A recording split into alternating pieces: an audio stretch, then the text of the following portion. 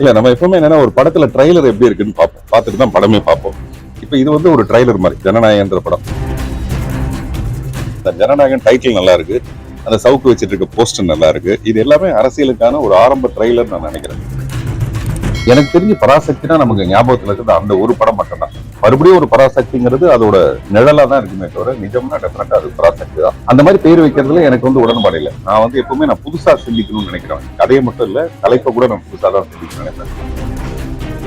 பெரியாருங்கிறது நம்மளுடைய இந்த பாரம்பரியத்திலையும் நம்மளுடைய சமூகத்திலையும் ஒதுக்கவே பட முடியாத, நீக்கவே பட முடியாத ஒரு விஷயம். அதை வந்து எதிர்கருத்து சொல்றதுக்கு பின்னாடி வேற ஏதாவது ஒரு அரசியல் இருக்கலாம், நமக்கு அது தெரியல.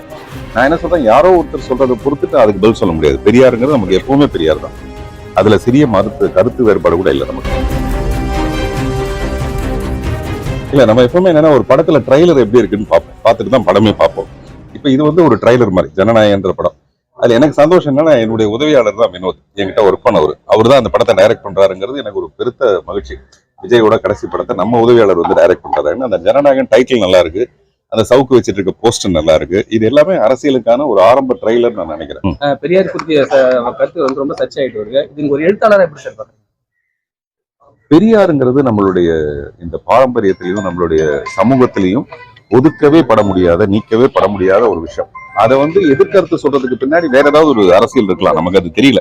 நான் என்ன சொல்றேன், யாரோ ஒருத்தர் சொல்றதை பொறுத்துட்டு அதுக்கு பதில் சொல்ல முடியாது. பெரியாருங்கிறது நமக்கு எப்பவுமே பெரியார் தான்.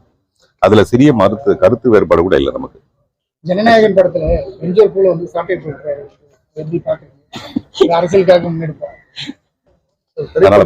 திரைப்படங்களுக்கு தமிழ் பேர் வைக்கிறது இல்ல, இன்னொன்னு பழைய படங்கள் வைக்கிறாங்க. பராசக்தி, நான் மகன் அல்ல, இந்த மாதிரி நல்ல படங்கள் அந்த படத்தோட பெயர் மங்கிற மாதிரி இருக்கா? அதோட பொருள் மாறுமா? எனக்கு தெரிஞ்சு பராசக்தினா நமக்கு ஞாபகத்துல இருக்குது அந்த ஒரு படம் மட்டும்தான். மறுபடியும் ஒரு பராசக்திங்கிறது அதோட நிழலா தான் இருக்குமே தவிர நிஜம்னா டெஃபினட்டா அது பராசக்தி தான். அந்த மாதிரி பேர் வைக்கிறதுல எனக்கு வந்து உடன்பாடு இல்லை. நான் வந்து எப்பவுமே நான் புதுசா சிந்திக்கணும்னு நினைக்கிறேன். கதையை மட்டும் இல்ல, தலைப்பை கூட நான் புதுசா தான் சிந்திக்கணும்னு நினைக்கிறேன். அதனாலதான் என்னுடைய ஒரு படத்தோட பேரு 54ஆம் பக்கத்தில் ஒரு மயிலிறகு.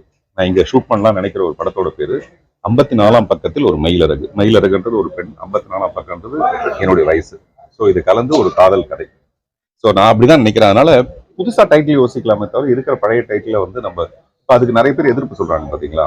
அது வந்து என்னன்னா, பராசக்தினா நம்ம மனசுல கலைஞர் ஐயா, அவர் தான் ஞாபகத்தில் இருப்பாரு. அதுக்கு மேல நம்ம அதுல கருத்து சொல்ல விரும்பல. சரிங்களா? நன்றிங்க.